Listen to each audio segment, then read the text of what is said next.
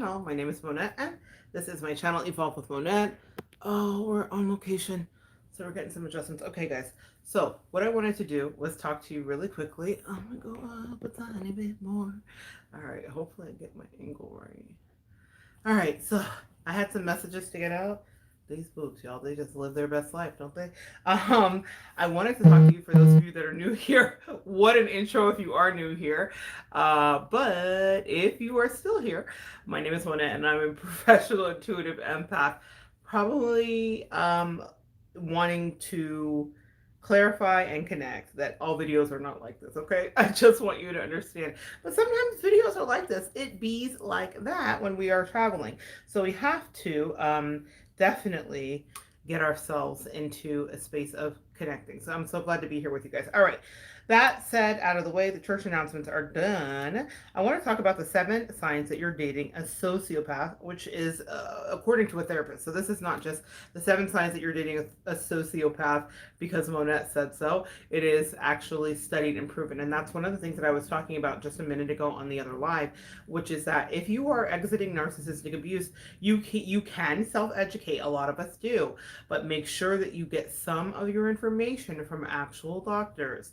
And that doesn't mean that doctors know everything, but it does mean that if they are studied in a certain area, they have a level of expertise to offer us to get clarity on our situation. I highly suggest going to a real therapist, counseling, prayer, supplication, spiritual deep dives. There are a lot of things that you will do upon the exiting of a narcissistic relationship, especially if you're breaking the chain. That's one of the things that I really feel called to teach about. I actually feel like it's part of my personal ministry. I'm not just a counselor for people that are exiting a relationship and then they're going to go back into another one. I'm here if you want to break the generational curse. I am no nonsense. It is 1000% the sweetest and toughest of loves for you, my empaths and earth angels, as we often find ourselves in this very detrimental dynamic with these people and over again. And I am able to teach about this because I have been that person. And I know it may seem hypocritical to say, well, don't be that person. But it does mean that when I ascended and I got through this lesson, I realized no more.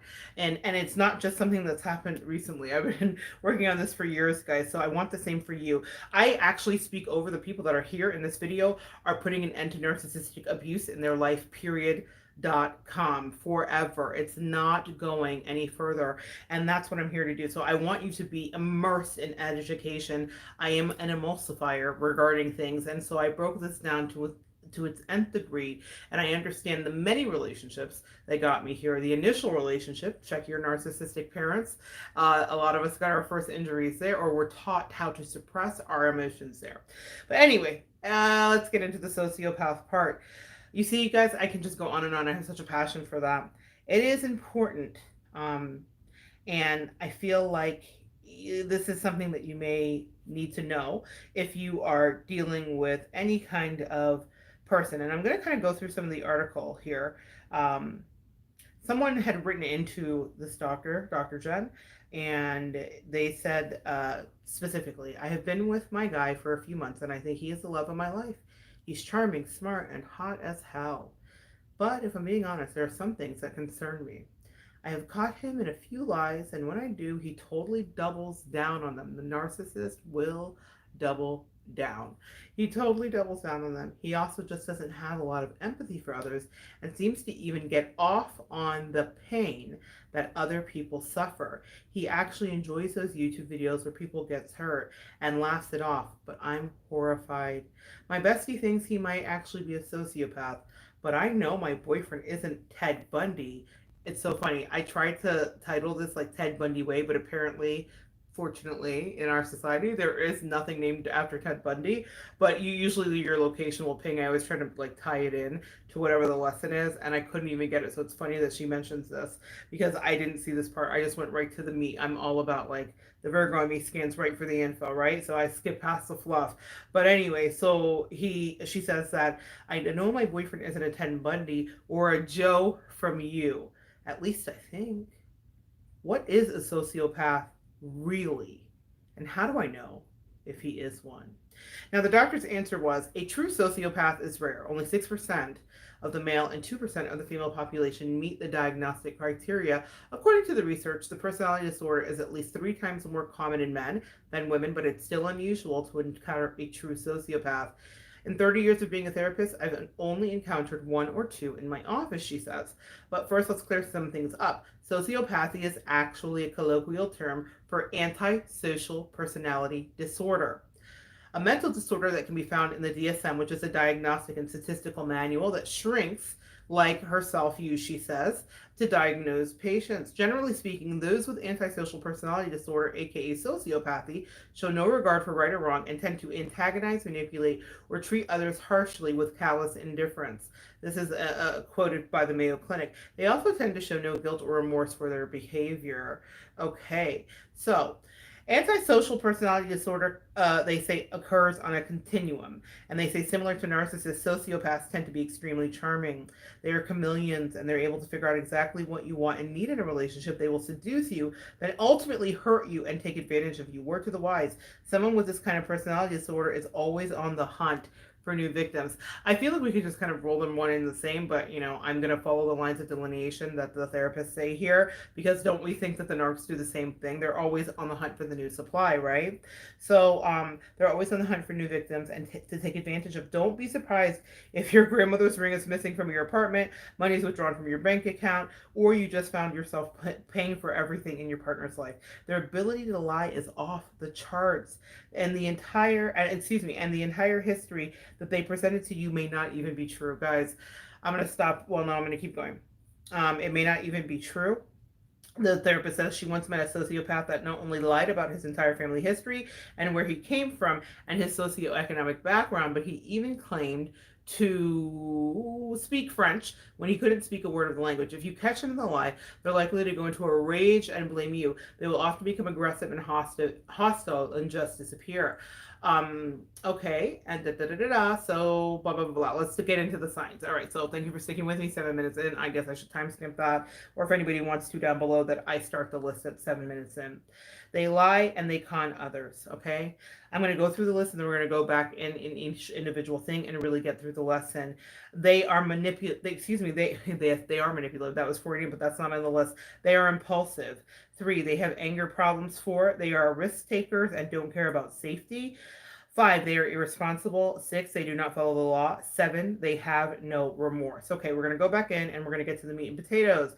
All right, guys, get your pens and pencils. Let's start taking some notes because this is important to know. The reason that this caught my eye and the reason that this was brought to my attention is because the person that I was dealing with was a sociopath. She literally checked off every single one of these things on the list. And the thing that always took me aback was the schadenfreude, meaning the pleasure, as the doctor described, that she derived from making other people be in emotional pain.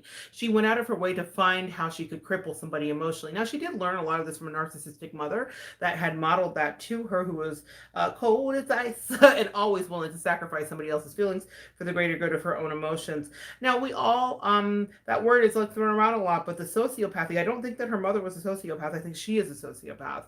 And in fact, I don't think it, I know it because of my experiences. Now, some of the things that, she said something here about wondering about the whole family history. Like, I just wonder what was even the truth, what was even any of the truth.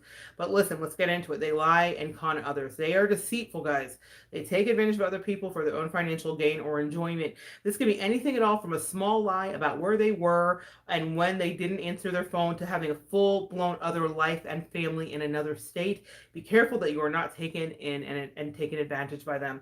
The person that I dealt with had a full-blown, whole separate life that was fully immersed, and she was actively trying to stymie my life. God is so good that we'll never see each other again. Oh my God. Guys, you always think when you're in a relationship with someone that you care about, just because we care about them, they do not care about us. I mean, you guys need to understand that sociopaths don't give a fuck about you. I'm going to curse in this live probably a lot, so if you're offended, heads up, 7 up, you might want to exit right now. They don't give one single fuck about you. And I can joke and be jovial and laugh because I've done my healing and I've done a lot of my work. But what I will tell you is that full-blown life in the other place and a fully established continual double down lie is why God has physically removed us from one another's life. It's so good that he saved both of us. They are impulsive. They do not plan ahead and will frequently change their minds based on mood, temptation, or feelings. This is also similar to a narcissist. This is why I say they're very simpatico. There are similarities here.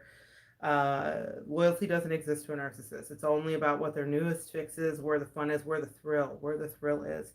And if they have, I'm going to be metaphysical here, but if they have Neptune aspects, and we all have Neptune somewhere in our chart, but the Neptune is the planet of illusion. It's a planet of illusion, and it is ruled by Sagittarius energy. Yeah, and be careful. If you're a Sag, you should take a look at where your Neptune is, because you can learn a lot from your chart as to where your temptations may lie. However, you're not a sociopath. That's just an aside for someone who is interested in understanding. But that impulsiveness in my situation, and I can only talk about what I experienced, and guys, I would love to hear your comments below. This is a dialogue, not a monologue, and if you pop in here and you have a story to tell, or you've seen what the title of the video is, comment below. We just had it happen in the other live. It was great. I love the interaction. Here's the deal. That temptation, mood, or feelings, it means that it fluctuates. So that means that anything can happen. In my story, temptations, mood swings, feelings, and even if there are feelings that were conjured up in the sociopath's insane brain, they act on them and they destroy lives. But it's kind of fun for them. It's all a game. Number three, and they have anger problems. Most people, like us, have a history of getting, most people like this have a history of getting into physical fights and assaults. They tend to be irritable and aggressive. They are quick to take things personally. You are likely to find yourself walking on eggshells because they are so easily agitated. This can lead to emotional, physical, or sexual abuse. I was deeply emotionally abused in my relationship with that person, or in my what the hell ever that was with that person. Deeply emotionally abused. One of the things, though, that I was my red flag to get out because of my own traumas in the past was the irritability and the aggressiveness. She had a propensity to want to be violent. She liked high drama. She liked chaos. She liked to create that. And so what that meant was eventually she would have created that with me. And why I left, because a sociopath likes to push it to the limit, and she wanted to push me to the limit. And if anybody can elicit a feeling that is outside of your empathetic nature and self, it is someone you need to disembark from. And she was pushing buttons to try to elicit a certain feeling from me, because she was angry and she took things incredibly personal. She had a lot of opinions. She dared to opine, and then she's so funny. She projected to me, you're making me walk on eggshells with you. Pardon? Crazy? No, you walk on eggshells with your crazy ass self. All right, so number four, they are risk takers and don't care about safety. Guys, this is the one that I need you to be super careful with. If you're dating, and it's not just like a bestie, this was for me, that moniker, which is hilarious. If you're dating them, I mean, it sounds confusing, but just understand, if you're dating them, you got to be careful, because these are the people that have STDs, period.com. And it doesn't mean that all of us have not sinned and come short of the glory of God, or that all of us couldn't be exposed to hypothetically anything. It is the world. But what it means is that they up their risk factors because they think they're invincible. Sociopaths literally think they're invincible. So they are doing wild things. Narcissists is the same. It's all about the thrill. So if there's no condom, or there's no place to be, safe and go grab a dental dam or whatever, and they're wanting to have hot, sexy time in the back of the van and have hobo time, they're going to have it. They're not like, oh my gosh, what is the long-term things? Because sociopaths are not thinking about long-term projections, and neither are narcissists. They're 4-year-olds, okay? Anyway, the narcissists are, I can't speak for the sociopath age group.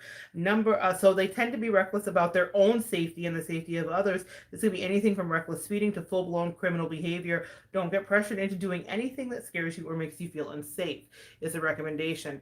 The sociopath I knew was in a full criminal ring, a full crime ring of criminalities and hustling and scamming and God knows what else. And she thought it was delicious. She loved it. She absolutely loved it. But she didn't mind risking anybody's safety, including her families, including herself. And number 5, they are irresponsible. They have trouble holding down a job, honoring financial obligations, and keeping commitments. Ooh. Keeping commitments, y'all. That is not their thing. Eventually, they will hit you up for money, a roof over their head, food on their plate, anything they need. They will push for unprotected sex. Remember what I said a minute ago. High-risk behaviors in the bedroom, regardless of your comfort level, because they are charming and entitled. Ooh, that's the word. They will talk you into it before you even realize what's going on. God is good and my spirit is strong, because with the sociopath in my life, I was able to resist a lot of the sexual advances and the. It's not that it would have been risky behavior, guys. You know how I feel about sex. I talk about sacral chakra all the time. I encourage healthy sex lives. I feel like even if you're mad at your spouse or partner, you should be. Okay, that is my theory. It is really important, and I've watched it because I've counseled couples all over the world, and I've helped people mend their marriages, and I've seen people walk away from them because they're not honoring some of the physicality. So I am nobody's prude. Trust me. However, comma, if you are being pushed into risky behaviors, and narcissists, Dr. Sam Benkin has a lot of great work about this, are very into BDSM and other things. And I am not here to kink shame you either, but they're into subjugation or dom and all of that stuff. If that's not your thing, empath, and if you don't mind being a submissive and whatever, that's fine. But what they're saying is they're doing it because it's eliciting a thrill for them. It's not about your pleasure. See, even in the BDSM world, there is a mutual understanding. There are safe words, whatever. That goes out the window with the sociopath. That goes out the window with the narcissist. And they will crave and escalate to things that, many may call depraved. But again, I'm never the king shamer. It's depraved when it's forced, when it's without consent. It's depraved when it's insisted on. It's depraved when it's elicited through drugs and alcohol via manipulation to inebriate and then take advantage of. That's when we get into the depravity. As far as I'm concerned, anything with consent is never depraved to me. But with narcissists, they are going to try to charm you into something and try to take away your free will. And they will push for things, especially this. Let's go back. They do not honor financial commitments and obligations. They are terrible employees, okay? If you are ever have one, obviously, because they don't feel like the rules apply to them, and keeping commitments. Also, the other thing here, too, is to know that narcissists don't believe in commitments. If they say they're married to you, if they say they like you, they say they love you, that's all well and good, but that's not true and it doesn't stick because they only like what's in front of them. They have no object permanence. You've heard me say it before. Eventually, they will hit you up for money or a roof over their head. I remember in the last couple years, as I was dealing with the sociopath, she started to ask for things that she wouldn't normally ask for. She used to have this faux act of being super prideful about money, not taking anything from anyone, a lot of virtue signaling. But then as I started to really observe her, she was hustling every fucking body around her. She had her sister bamboozled and hoodwinked. She had her son bamboozled and hoodwinked. She had her parents bamboozled and hoodwinked. She had her pets bamboozled and hoodwinked. A whole con and hustle. She certainly had the people in her coworkers bamboozled and hoodwinked. They know, sociopaths know that they're absolutely insane and wearing a mask. I'm going to tell you a quick story here because beyond hitting me up for money, I just didn't trust her. I knew she was a thief. It was weird. It just became a thing. But it wasn't that she so much hit me up for money, but she did ask me if I would move in with her and take care of. No, that's not true. She did.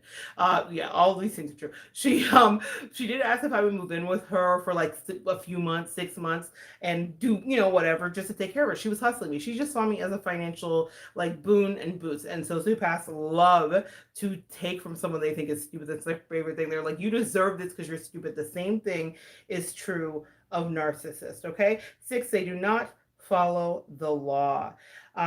People with antisocial personality disorder do not tend to believe that the rules or the laws of society apply to them. They typically have a long history of arrest they typically have a long history of arrest or violent crimes or DUIs, etc. Okay, so anybody that's a sociopath has one of these things under their belt. You may not know about it. They may have hidden it. They may have expunged the record, but it's there. I guarantee you. And again, like the doctor said, not everybody is. That's why I think my experience was so extraordinary because I know for a fact the person was a sociopath. It's not conjecture. It's not me being pissed. This is years after the fact. I'm no longer in the anger of I got duped by a sociopath. I'm in the place of like, oh my gosh, my unicorn life. I ended up having this crazy unicorn of a sociopath who was terrible. But it's true. They don't follow the law and they don't pay attention, and that means that's what I mean. They're bad employees. They're bad spouses because the rules that we subscribe to as a society don't exist for them. They have no moral compass. So that's one of the things that you have to understand. And the thing that's number 7, and the thing that you need to hammer into your head, they have no remorse. They have no ability to feel empathy if they have hurt, mistreated, taken advantage of, or stolen from another person. Doesn't mean that a sociopath won't cry in their own pain or shame. It doesn't mean that a narcissist won't do the same, but it does mean that they don't give a damn about yours. So if you think that you're going to extract closure or kindness, I energetically, even though I no longer have like high vitriol, will forever keep my guard up for that person, like she was someone that murdered 25 people and did it quietly, because I don't know that she's not capable of it.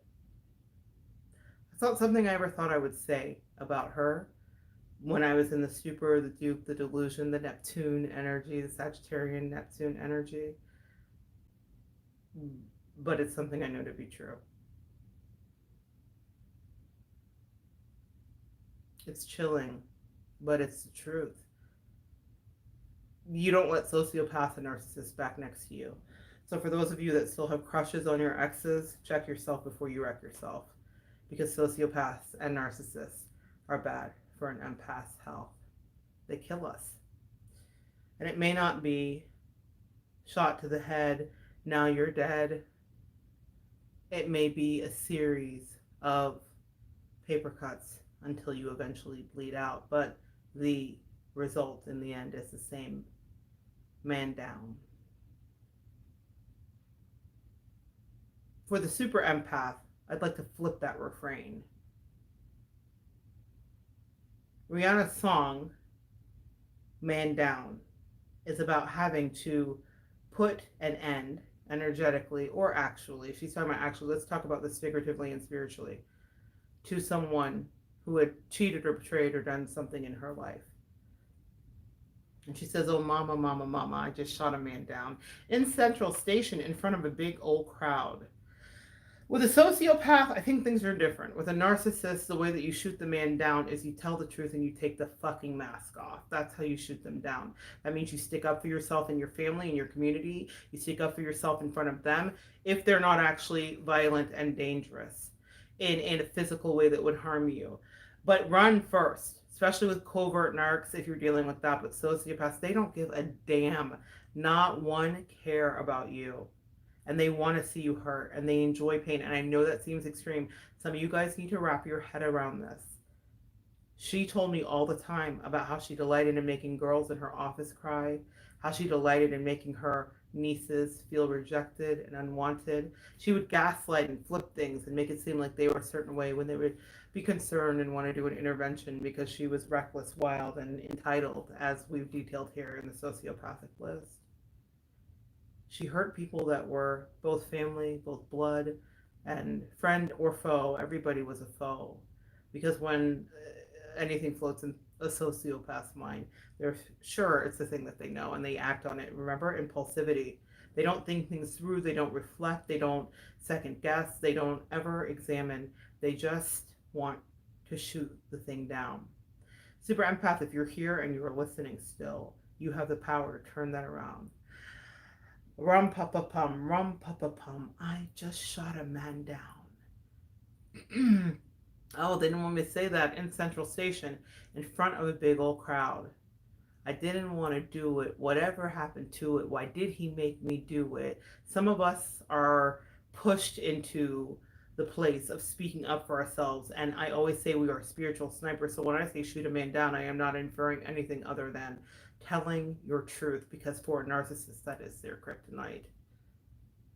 For a narcissist, that is the thing that gives them scares and keeps them up at night, people knowing who they are behind the mask. I will tell you, with the thieving sociopath energy that I dealt with, I remember I had a medical procedure adjacent to her and was there for that. And you guys know, for those of you that know my story, and I've never told this part though. So I'm on the gurney and I'm dealing with this southern nurse who reminds me of a lady named, we'll call her Miss Faye, that I used to know.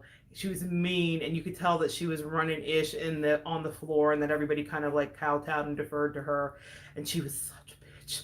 But I had to ask her to get my purse because I had left it with the sociopath, and my angels immediately said to me, she's gonna go through your purse.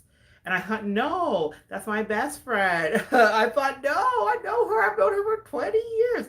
She's not. And they said, she's going to go through your purse. My angels talk to me just like this, guys. And I was freaked out, so I had to call over the Miss Fay lady who was just through with me and was like, "I've already dealt with you. I waited for you." Like a lot of stuff, like what's going on that day to get me ready for my little procedure. And I said, "Can you go get my purse?" And she's like, "You can't have your purse in the OR."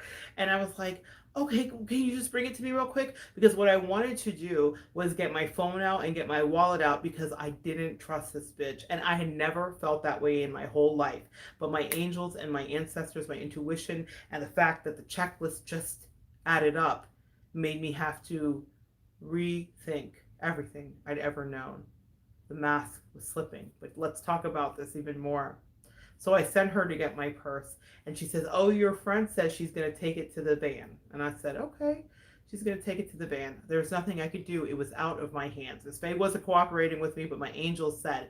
And here's the thing: in the end, nothing was taken out of my purse. So my purse was, in fact, gone through. My angels never lied. They said, "We told you she was going to do it because we wanted you to not be able to do anything." I was in the crazy paper gown with the back out, so I wasn't going anywhere, and I was waiting. I was next in line. So I was just in the queue. I couldn't do a damn thing. And I thought, why did you tell me if there was nothing I could do? They said, "We told you because we want you to see that you're dealing with a fucking sociopath." I had validated it in many ways, or rather, I should say, credit due to who was given. They and my father, who has crossed over, validated it in many ways that week. But that moment, I just felt, y'all, whoo. I don't get the girls that are like, "Ted Bundy, we love you." I'm like, oh, Jesus. Y'all better recognize, recognize. I am so grateful that he whisked me away from that dumpster fire. Listen, guys, when the I got wheeled out right after it's over, I couldn't get my purse from Miss Faye. When I got wheeled out, then she's like, "Yeah, your friend's gonna take you in a wheelchair down to the, and take you to the car, take you home." And as she's wheeling behind me, and it reminded me of Misery. My angels played so many funny games, like pay attention to your movie symbology. As she's wheeling me, and in Misery, as like Kathy Bates is wheeling Paul Sheldon, the author's name is Paul Sheldon. I don't know what his actual name is, but Kathy Bates is the actual actress's name. But she's wheeling him in like through the house and stuff, and she's just fucking a raving lunatic, right? A raving lunatic. This is After Hours, 18 plus, y'all. But she's a raving lunatic, and he knows it. Like he's in the wheelchair, and you can see on his face it's registering to him. Oh, this bitch is not just going to take care of me and love me and back to health and let me go free. It's the moment that he realizes she's actually crazy and he's not leaving. And she's wheeling me out, and I'm feeling all of those feelings. So I was, able to escape. But the thing about it is she gets into, she's like, "Yeah, I was, yeah, I got bored, so I went through your purse." She kind of says that. And then we get into the van, and I'm sitting next to her, and I look over, and in my mind I'm just like, sociopath, sociopath. I don't know why. I look over, and she's like wiping her lips, and she was like, "God, that lipstick you have is so dark. It makes me look like, oh," she said, "that lipstick you have is so dark." And she says, "I don't want the doctor who did my procedure, who she happened to work in the office with, I don't want Dr. So and so to think I'm a whore."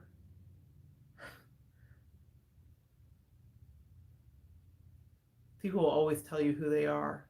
She didn't want the doctor that she worked with to think that she was the prostitute that she behaved like when the lights were off. And I'm not talking about consensual sex and non kink shaming things. I'm talking about the fact that sociopaths have no boundaries. I'll leave that there. She didn't want the people that she wanted to see her as this upstanding good citizen to see her differently. And my lipstick, which, she was Caucasian, so clearly it was not her shade, but my lipstick, she was worried about that. Now, I took away so many things from that. And as we drove and we turned down a certain street, I'll never forget it. We turned down a certain street, and her hair had fallen away from her face as the G forces were starting to enact as we were taking that turn around a corner. And literally, the mask, her hair was a black sheet. And for whatever reason, it all stayed perfectly in place in that moment. And it fell away from her face. And for the first time in my life, I really saw her.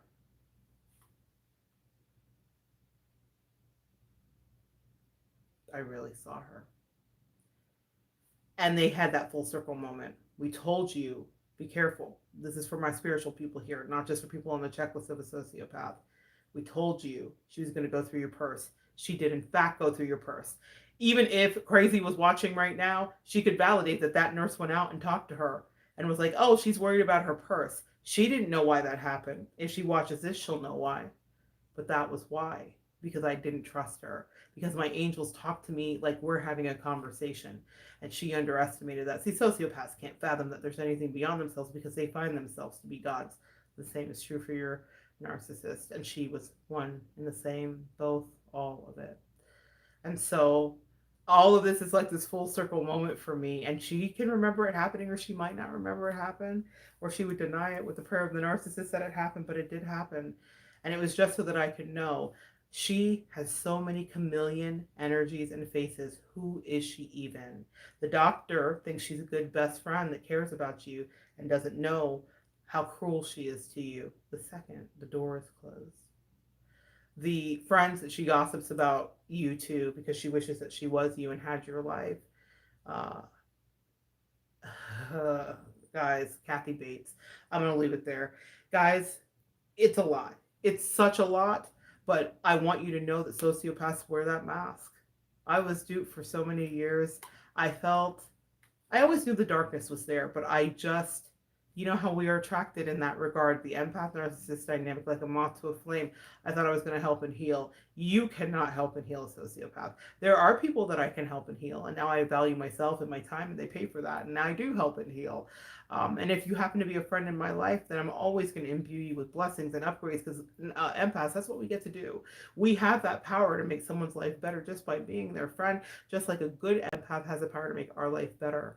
But what you need to know is you cannot fix a sociopath and you cannot fix a narcissist. They are who they are. It is entrenched. She will be that way till the day she crosses over. That is who she is. She'll pretend she's not. She'll find new people to do, but new marks. And I'm going to continue to teach. Thank you for coming to my TED Talk. I'm practicing. Sometimes empaths, you have to call a thing like Babe Ruth. Message, that's a quick aside. Thank you for coming to my TED Talk. In any case, I wanted you to understand those 7 steps about the sociopath.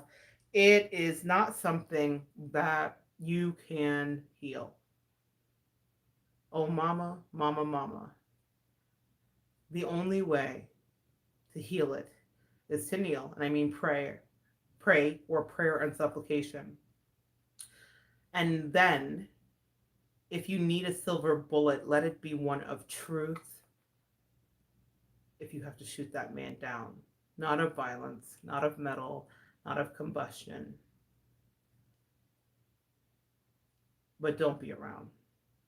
All right, because I don't want for any of my sweet empaths to be in the physical realm the man down. And a sociopath and a narcissist, especially predisposed to abusive tendencies, has no problem putting any man or woman down. All right, guys, thank you so much for joining me. I know it got deep there at the end, but you needed to hear that, and I needed to transmute it. Thank you for allowing me the space and holding energy for me. Come back and join me next time, and we will continue to evolve together.